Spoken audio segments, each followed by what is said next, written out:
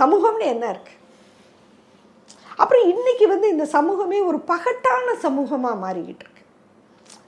யாரையும் தட்டி கேட்பதற்கு ஒரு தாட்டியம் இல்லாத சமூகம், ஒரு தவறுகளை கண்டிக்க தெரியாத சமூகமாக இது இருக்கு.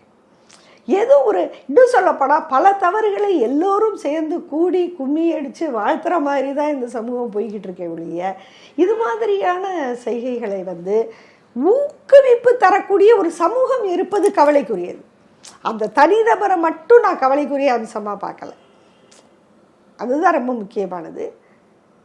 நீங்கள் அடுத்து கேட்டீங்க, இது வந்து பெண் உரிமை, பெண்கள் வந்து உரிமையாக வர்றாங்கன்னு. ஆமாம், பொதுவெளிக்கு பெண்கள் வரும்போதெல்லாம் இந்த மாதிரி பேருந்தில் இடிக்கிறவங்க, பசங்களுடைய தொந்தரவு, ஈவ்டீசிங், இதனாலேயே பல பெண்கள் படிக்க வேலைக்கு போகாமலாம் இருந்த காலகட்டங்கள் இருந்தது.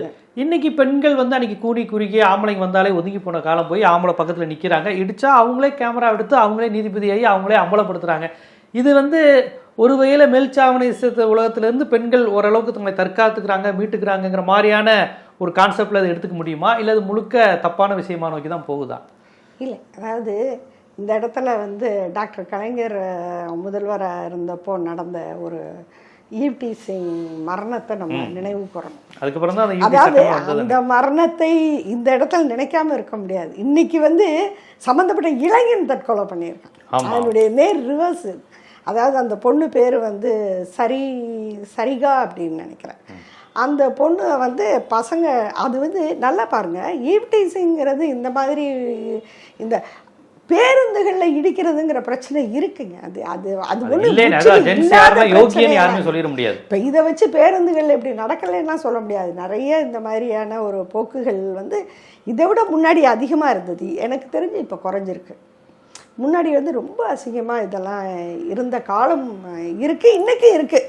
அந்த பிரச்சனை இல்லைன்னு நான் சொல்ல வரல. சரிகா விஷயத்தில் என்ன நடந்ததுன்னா, துரத்திக்கிட்டு போனாங்க. ஈவ்டீசிங்கில் அந்த பிள்ளையை கேலி பண்ணி ஒரு 4-5 வாலிபர்கள் வந்து துரத்தி இருக்காங்க. அப்போ இந்த பிள்ளை தப்பிச்சு ஓடுனப்ப அந்த துப்பட்டா வந்து ஒரு ஆட்டோ இதில் மாட்டி சிக்கி ஈடுபட்டு அந்த பொண்ணு இறந்து போகிறாங்க. அப்போ தான் ஈவ்டீசிங் தடை சட்டமே வந்து வருது.